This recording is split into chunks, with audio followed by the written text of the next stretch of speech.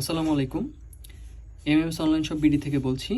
আপনারা আমার সামনে খুবই ছোট্ট একটা অ্যাম্প্লিফায়ার দেখতে পাচ্ছেন।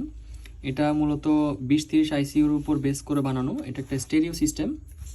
এটাতে ডুয়েল সাপ্লাই দিতে হয়। এসি 12012-তে চলে এটা, এবং এটার ইনপুটটা আরসিএতে দেওয়া আছে, একটা পটেনশিওমিটার দেওয়া আছে, আউটপুট পেয়ে যাচ্ছেন।